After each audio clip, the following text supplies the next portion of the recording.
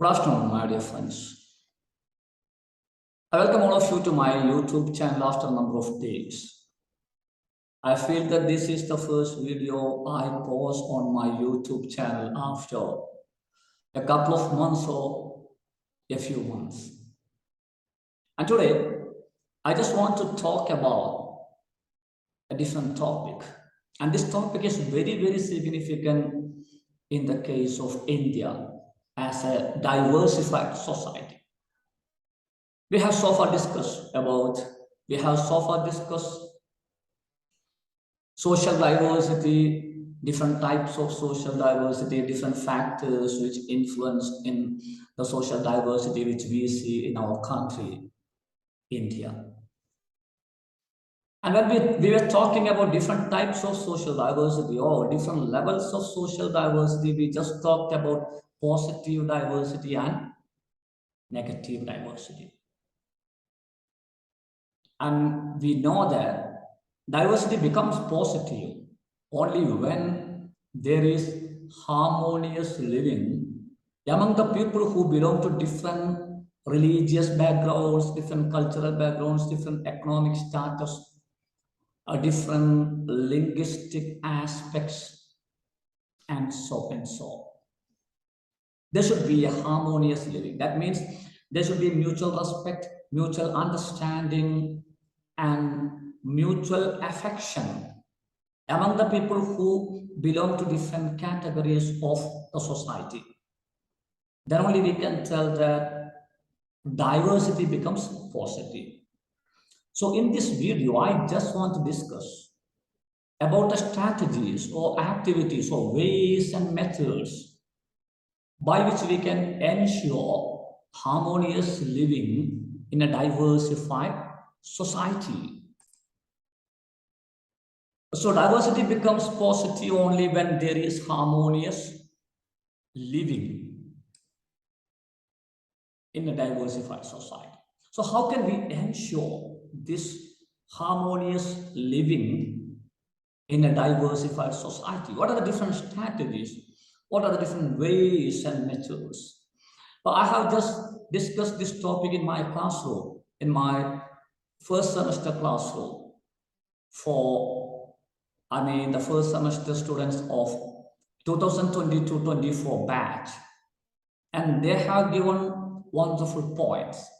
And I may just discuss the points which I have got in my mind, and I will describe or explain the points which have so far been given by my students. So you can just look at different strategies and methods by which we can ensure some harmonious living in a society. The first thing is practicing social justice in all the walks of life.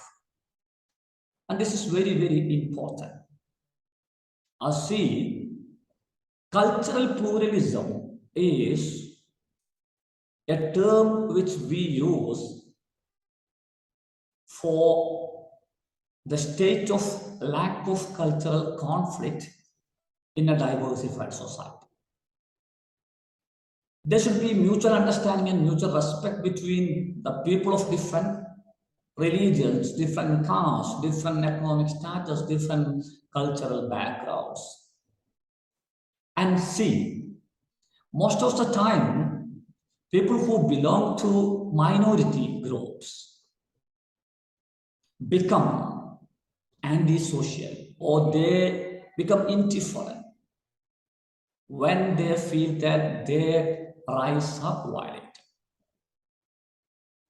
So if you are not providing social justice, some sections of the society will be marginalized. I mean, they will be thrown away from the mainstream of the society, and they will feel that they are isolated. They will feel that they are not a part of this society.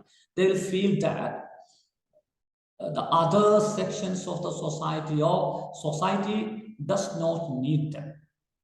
And this will be creating a sort of indifference, a sort of rebellious feeling in the minds of the people. So The authority should ensure social justice. They should ensure equality. They should ensure socialism. They should ensure fraternity, I mean secularism, which are stated by our constitution. And the next thing is practicing mutual respect and mutual understanding. And this should start from the very beginning of the life. Children should be given training in practicing mutual respect and mutual understanding. At home, parents should teach them how to keep respect and mutual understanding with the people who belong to some other religions, the people who belong to some other economic status, the people who belong to different castes. And this should be given by parents first. I should start from the family itself, I mean from home itself. And this should be continued at schools. Teachers also should make them practice mutual respect and mutual understanding. Teachers should be role models for the students. So, practicing mutual respect and mutual understanding is very, very important in the case of ensuring harmonious living in a diversified society. And see, I have used practicing, not teaching.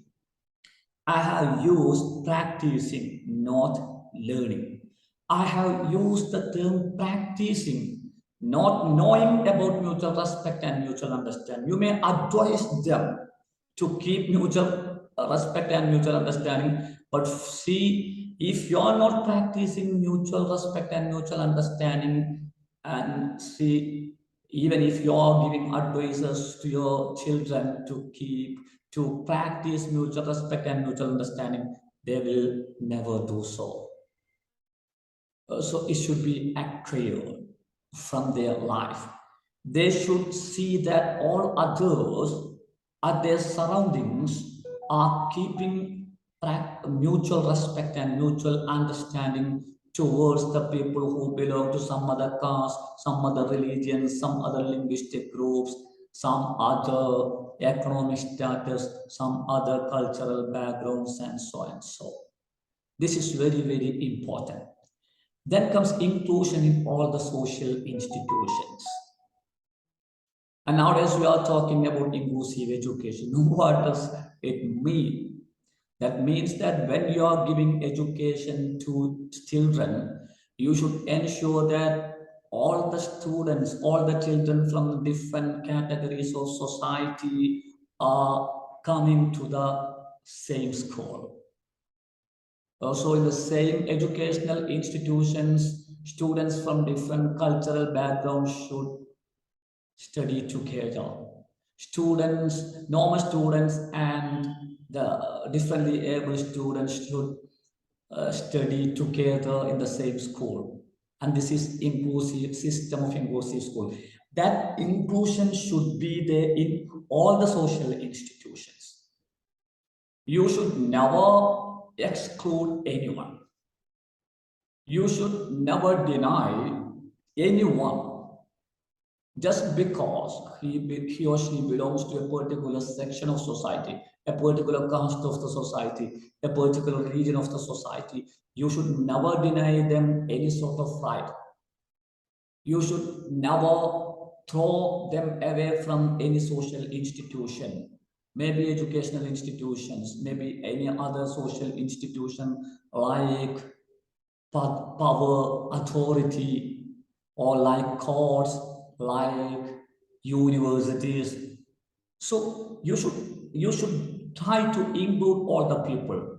Never deny anyone any sort of rights just because he or she is belonging to a particular religion or a particular caste. So this social inclusion should be ensured by authority. Then only you can make this social diversity positive. I mean, you can ensure that there is harmonious living in a diversified society. Then comes learning to live together as envisaged by UNESCO. United Nations Educational, Scientific and Cultural Organization is known as UNESCO. And UNESCO has put forth four pillars of education.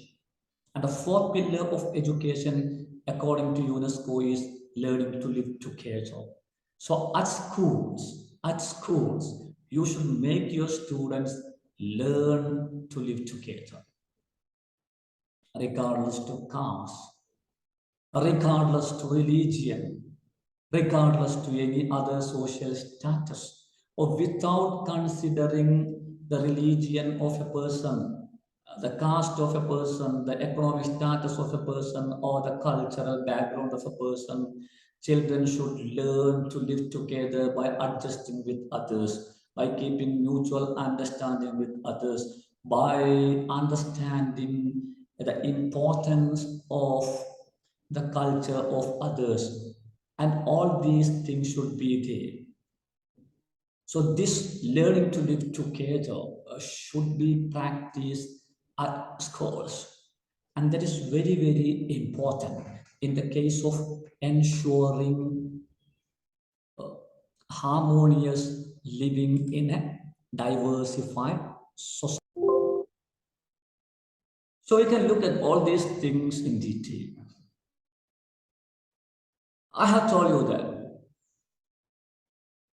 we should practice mutual understanding, mutual respect from the very beginning of the life. I mean, during the early stage of life.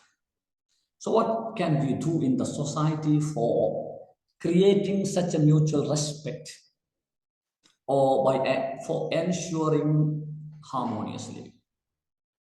So, I have got some points from my students, and I may add some points myself. And there is a point we can organize some public gatherings, public programs, and see. We always see organizations of different programs, and these programs are organized by different political parties, different religious groups, and so and so. Instead of such programs, or together with such programs, uh, we should organize public gatherings in which you should ensure the participation of people who belong to different religions, people who speak different languages, people who speak different dialects, people who belong to different castes, people who belong to different economic status. And during such public gathering programs, you should discuss some contemporary issues. And they should be made, the people should be made sit together. When they sit together in an audience, they would get a feeling that they are they are one. Creating that oneness, creating that we feeling from the very beginning of the life is very, very important in the case of ensuring harmonious living in a diversified society. So you can just organize public gatherings such as marriage programs or wedding programs in which you can organize, or you can organize marriages of people who belong to different religions. So you just try to uh, gather, you just try to make the people who want to get married to come together. For example, if some person from some religion wants to get married, then he can just inform the people who organize such public gatherings. And some other person who belong to some other religion can inform the organizers. And the organizers should take the list of couples who are going to get married in a particular month, and they can decide a date. And on that particular date, the marriages of all these people who belong to different religions, different castes, different economic status can get married together. So this is a public gathering program by which you can ensure mutual respect, you can ensure harmonious living. And another public gathering program you can organize for creating a mutual respect and mutual understanding among the people who belong to different social backgrounds is street dramas. And you should select some themes which can provide or which can convey the importance of harmonious living in a diversified society. And see, when you conduct street drama, dramas, actually there is no need for there is no need for inviting the people, because most of the people will be there at the street. You can just give an announcement, but even if you are not giving announcements, people will be there, because people will come to street for their daily needs, daily requirements. And when they come for their daily requirements, you can just organize street drama. And street drama are more attractive or more effective than stage dramas, because you can create a sort of naturality in the case of street drama. So by organizing street drama, actually you can convey the message to a large number of people, because most of the people will be there at stage for different requirements, different needs, for their day-to-day life requirements. And similarly, another public gathering program which you can use for ensuring this harmonious living in a diversified society is photo exhibitions. You can just conduct photo exhibitions. And here you should collect some images and some photos which tell story of mutual respect and mutual understanding. You can collect some images from history. You can collect some images from history which convey some stories, some historical events in which people who belong to different social backgrounds fought against social injustice.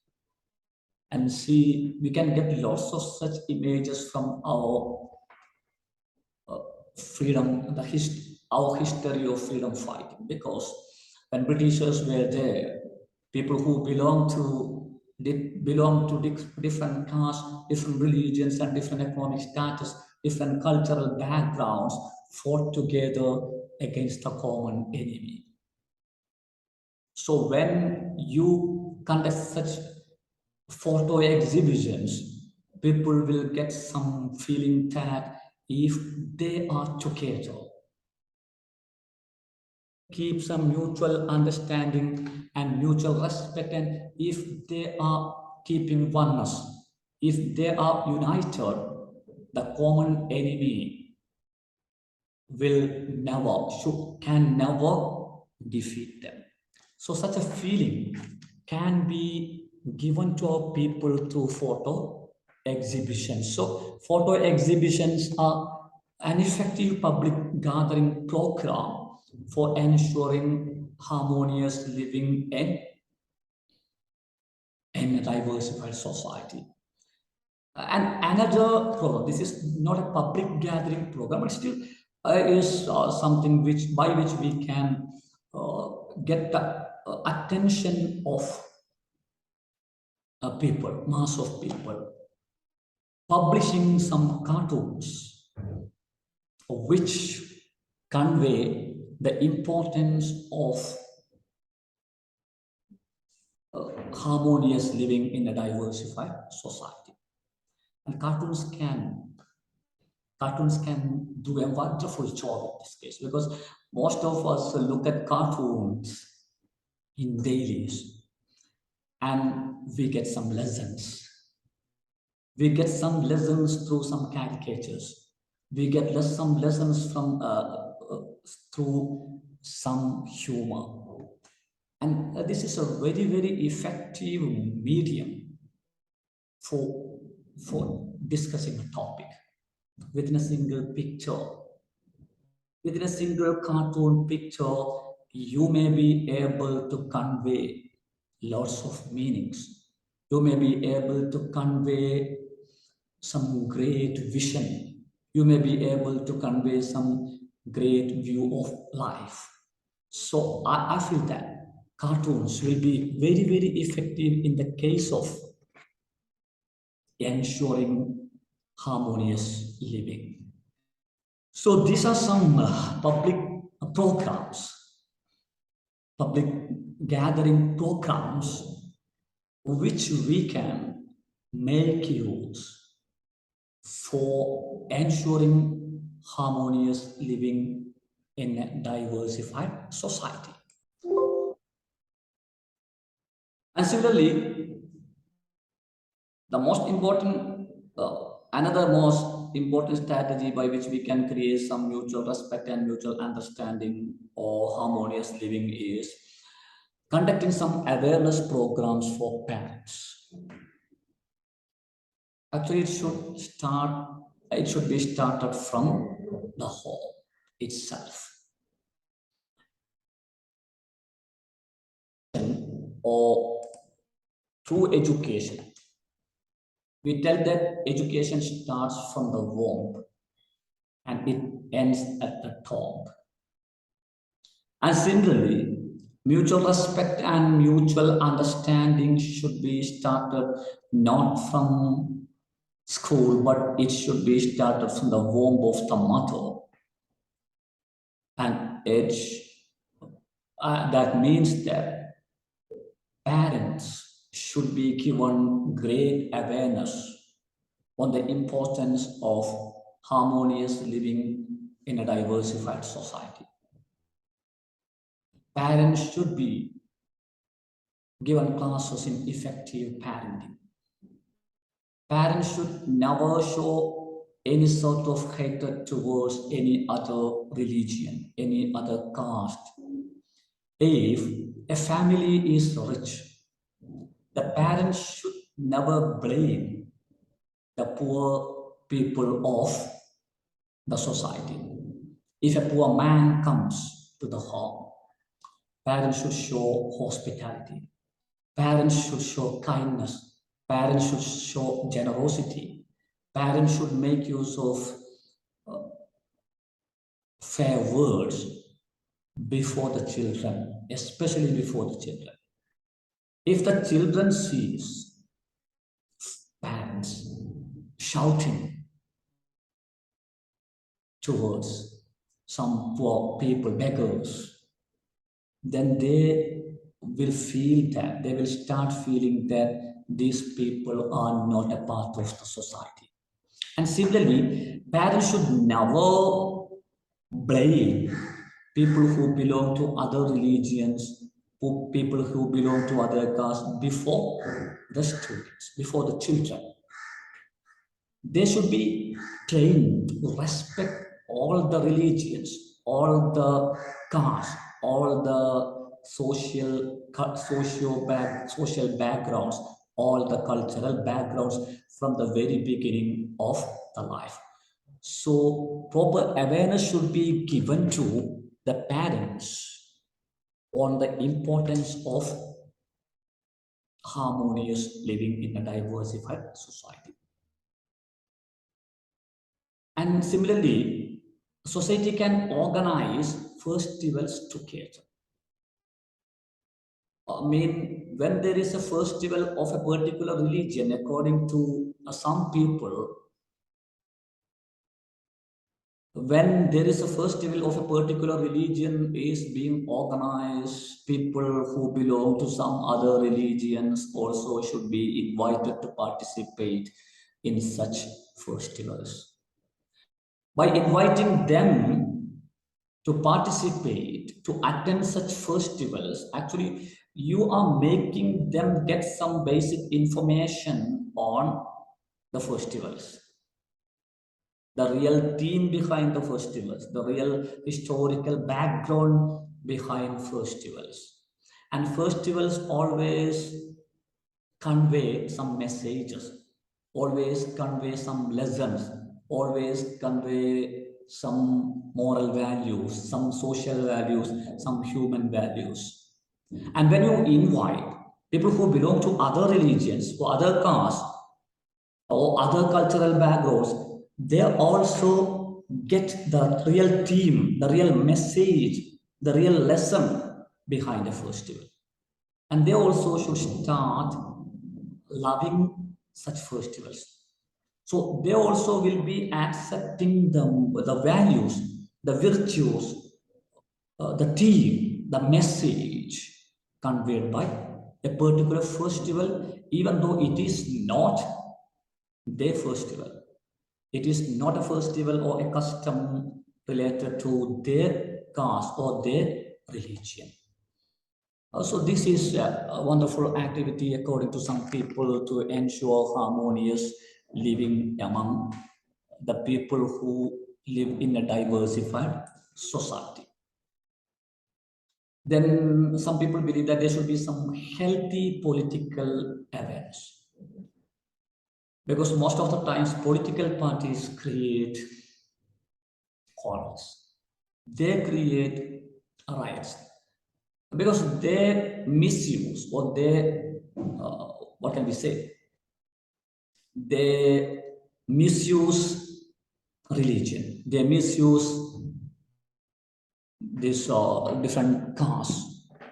And on the basis of castes and religions, they create quarrels just for enjoying power. So people should be given proper political awareness.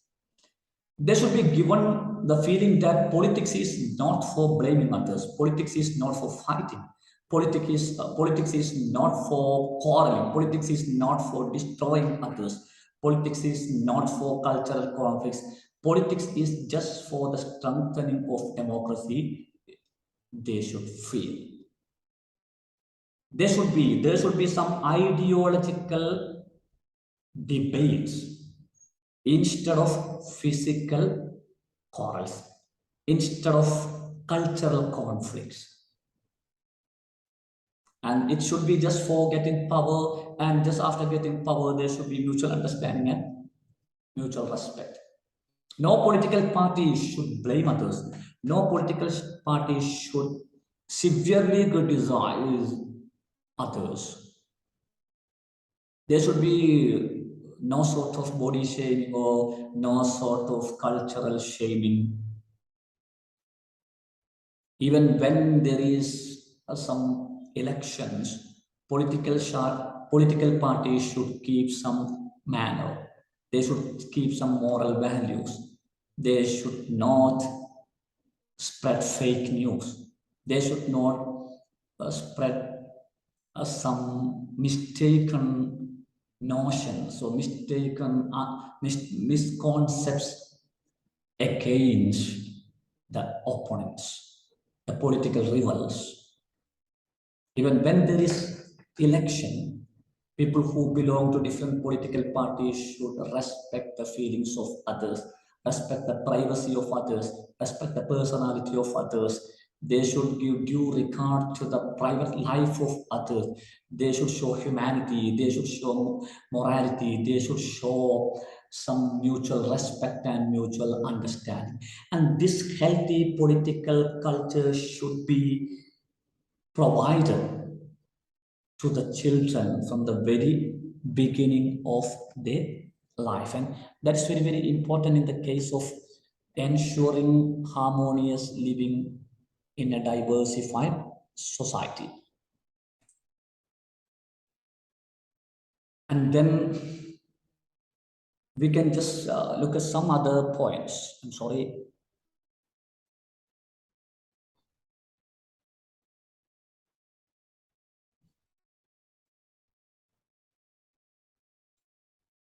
And another point is that organizing public library systems. And the public library systems are essential where people who belong to different castes or different religions and different socio-cultural backgrounds can come together. And I feel that when people come to a library, they will start reading books and they will start conducting discussions on the topics which they have read in books with others. When there is discussion, when there is healthy discussion, you can see people would start respecting others. People would start loving others. And libraries are real centers of mutual understanding. Libraries are real centers of harmonious atmosphere, harmonious living. In the past, they were community libraries, they were public libraries, and people used to come there.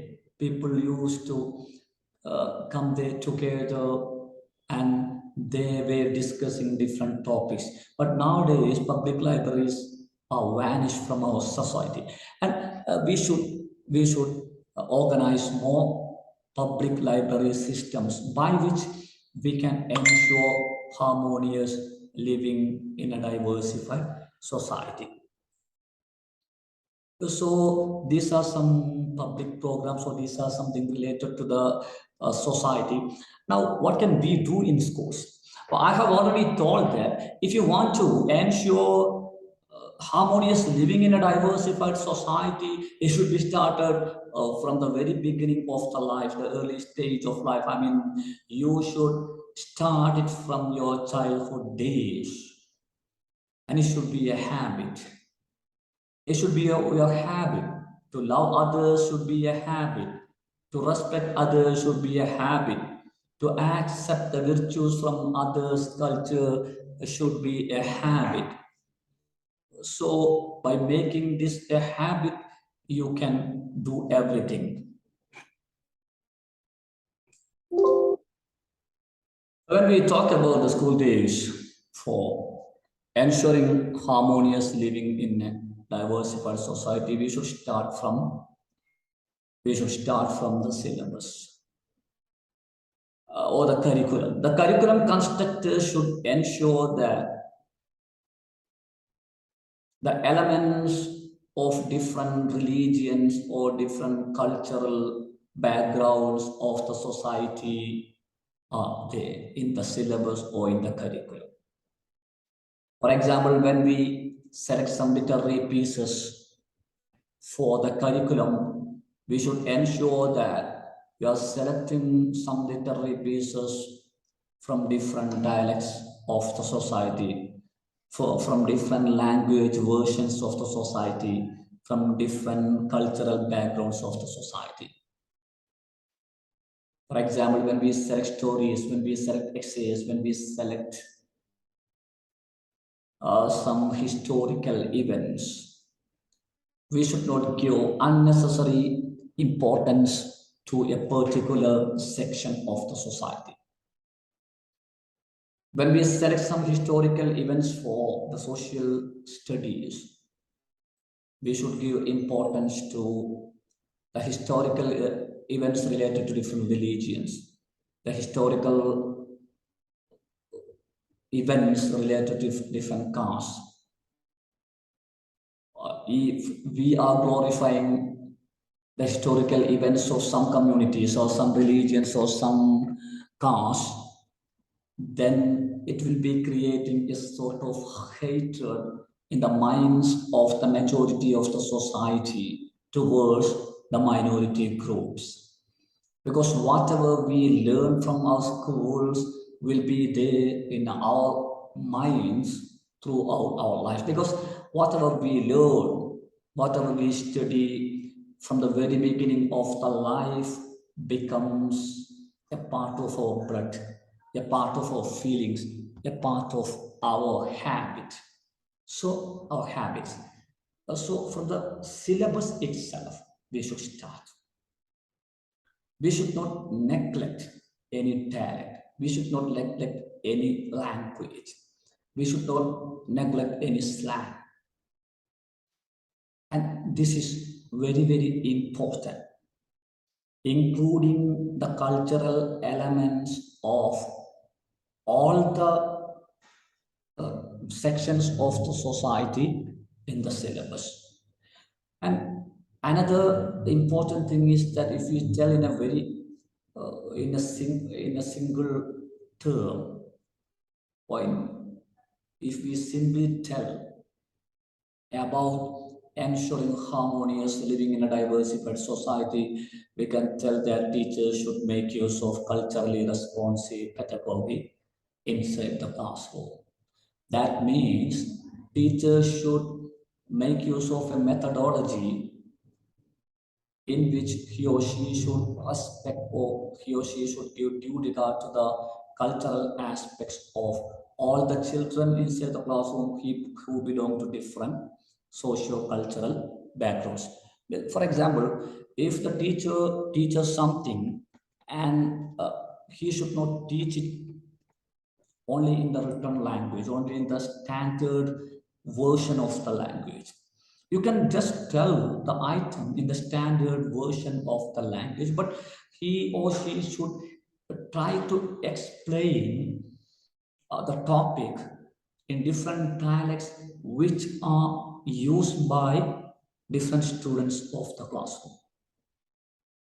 That's very, very important in schools. And similarly, each student should be given an opportunity to perform the culture, the art form of his or her own community or society. For example, if in a classroom, Muslim students are there, Muslim students will be there, Hindu students may be there, then Christians may be there. For Hindus should be allowed to perform their art forms such as Kathakali, Mohiniyattam, Teyyam.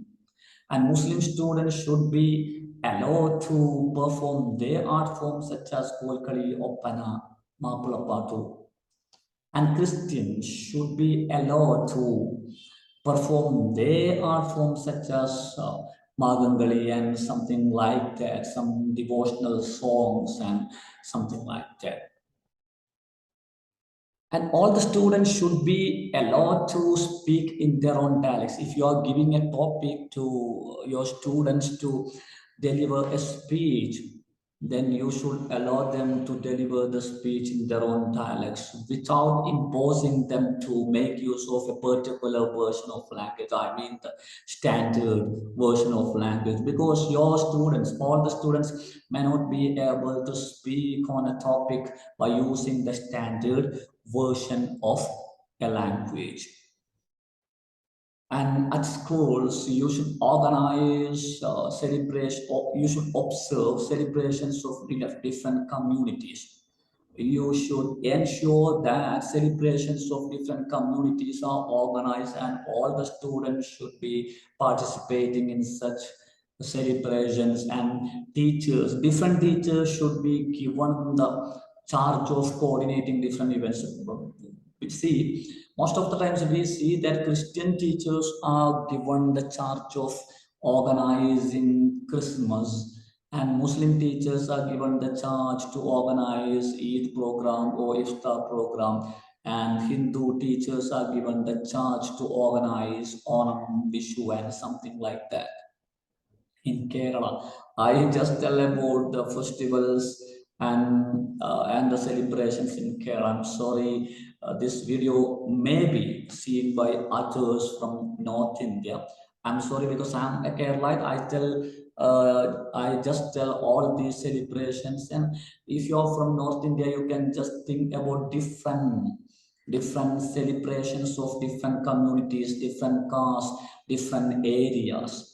When you teach something in your classroom or when you're organizing some programs. So, and teachers should make use of, the teachers should select these items, art forms, as examples when they are teaching something about some European art forms and like that. So, and see, when you organize the festivals and celebrations of different communities inside the classroom or at your schools, actually you're making your students feel that all these are significant cultural events. Right? They have got their own themes, they have got their own historical events. So actually you're creating a sort of mutual respecting tendency and mutual loving attitude in your students when you're organizing the different cultural events at your school. And all these things you can make use, and you can publish magazines at your schools by including different articles from different students who belong to different cultural entities, and you should allow the students to write something on their own local culture, and you should allow them to write in their own dialect. You should not impose them. You should not compel them to write the articles in the standard version of the language. You should allow them to write their stories, to write their articles, to write their essays, to write their poems in their own local language. And this is also very, very significant in the case of ensuring harmonious living in a diversified society. And if you think about gender bias, actually gender bias is something which is against the harmonious living in a diversified society, because diversity may be there may be sexual diversity or gender diversity, and some people believe that you should create some mutual understanding and mutual respect between the people who belong to different sexual categories, maybe male categories, maybe female categories, maybe transgenders. And male category should be ready to respect the rights and feelings of female categories, and these two categories should be ready to respect the feelings, the inner feelings of transgenders. And from the very beginning of the school life, teachers and authorities should ensure that there is mutual respect and mutual understanding among people who belong to different sexual categories, and it should be started from the syllabus itself. See, we always see some heroes in our textbooks. We never see heroines according to some people in our textbooks, in our syllabus. We always teach about kings, not about queens. We always teach about princes, not about princesses. So, according to people, according to some educationists, according to some people, according to some philosophers, in the syllabus or curriculum should be gender fair curriculum or gender fair syllabus. That means that when you select some items for your syllabus, especially for historical events, especially for some literary pieces, and when you teach some great personalities as a part of social science or humanities, you should select some heroines. I mean, you should select some great women also as a part of syllabus, just to show that there is no difference between men and women in the modern society. So this gender bias should be reduced. This gender bias should be removed from society. And that should be started from school according to some people. And at schools, when you give some roles to your students, you should not create any sort of archetypes. That means you should not reserve you should not reserve some duties for boys and you should not reserve some duties for girls. And just to create a feeling that these things can be done only by boys and these things can be done only by girls. That means that these things cannot be done by girls and these things should not be given to boys. Such a feeling should not be there at your school. So you should create some gentle, fair atmosphere at your school according to these people to create mutual respect and mutual understanding among the people who or among the children who belong to different sexual categories. So, and another important thing is that establishing inclusive schools. Inclusive schools are some schools where you can see all the students from all the backgrounds. You can see normal students, you can see differently able students, you can see students from upper caste, you can see students from lower caste, you can see students from some religions, you can see students from some other religions, you can see students from rich families, middle class families, then poor families. And this is inclusion. That means making some facilities, creating facilities for all the children who belong to different socio-cultural, economic backgrounds study together in the same institution. And this is very, very significant in the case of ensuring harmonious living in a diversified society. So some people believe that you should organize NSS activities in educational institutions because when there are some NSS programs, students come together, they have some community living camps, and when they live together, they start knowing the feelings about the feelings of others. When they stay together for a few days, they start getting some empathetic feeling towards others. And when there is NSS programs, according to some people, by using NSS, you can organize some community service programs. And this service should not be reserved to some categories of the society. And another thing, another aspect, another event which you can organize in your school is different club activities.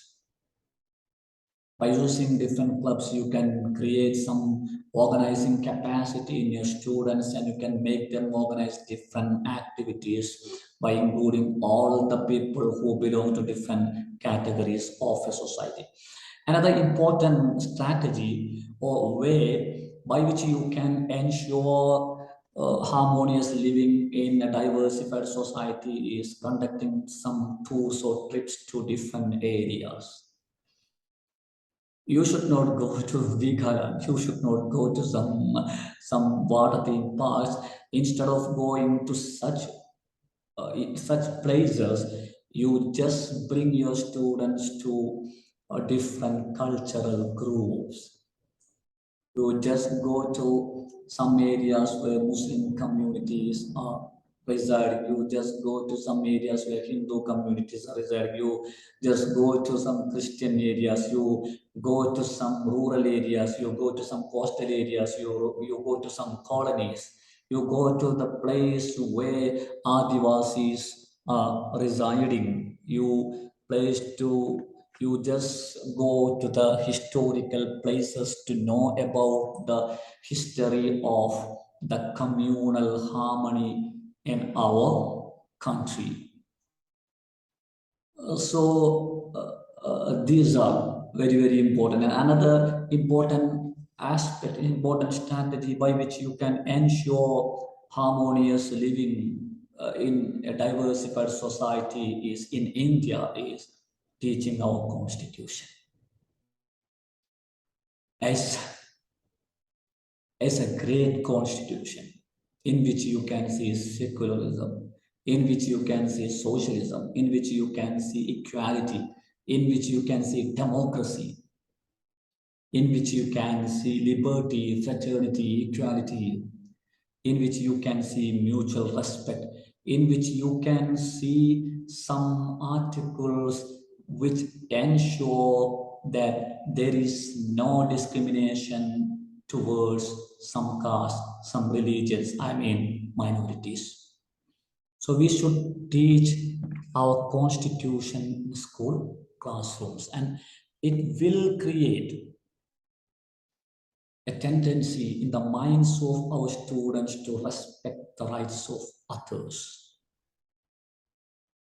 That tendency is very, very important. Another day, I just told about liberty. We should teach our students what real liberty is. We should teach our students that liberty is not absolute. Liberty is comparative. I just told an example from a beautiful essay written by A.G. Gardiner on the rules of the road. In that essay, the writer starts by describing the attitude of a fat woman who was walking on a street in England. She was walking at the very center of the road by thinking that she had caught the right to walk wherever in Britain because she was a citizen of Britain. Then the writer tells, yes, you have got that right to walk wherever in your country. But if the cab driver feels that he is a citizen of Britain and he has got the right to drive his car wherever he likes in his country, and if he drives his car on the footpath, what will be the result? The writer tells anarchy. And this concept of true freedom should be conveyed to our students from the very beginning of the life. If you feel that I have got the freedom to sing a song during the night time by sitting on the terrace of my home, yes, you have got the freedom. But at the same time, the person who stays in the next home has got the freedom to sleep without having any noise, without getting any disturbance from others. So this concept of comparative freedom, this concept that freedom is not absolute, your freedom is relational, because your freedom should not violate the freedom of others. And this concept, this logic should be conveyed to our students from the very beginning of their life. So we can ensure harmonious living in a diversified society like India by having such strategies, such ways and methods from the very beginning of the life. And I feel that you can add more points. I have told my own points and I have added some points given by my students, and they have given lots of points. I feel that you can make your common sense. You can just look at the society, and you can just look. You can just look the. And another point is there's national integration. We should promote national integration in our schools, because India is a country which have got different states where people belong to different religions, different linguistic backgrounds, different cultural backgrounds. And there is a concept of narrow linguism. Some people believe that they only their language is significant. So such feelings should be there. So we should create a feeling of oneness as the person of this country. We are Indians. Though we are residing in different states, though we are speaking different languages, though we are keeping different cultures, we are Indians. That feeling is national. Creation of that feeling is national integration. So schools should be real centers of national integration. So I feel that I have given you some points and you can add more points. And this is harmonious living. So we should ensure harmonious living in a diversified society. And when we ensure harmonious living in a diversified society, social diversity becomes positive. Thank you. Thank you very much.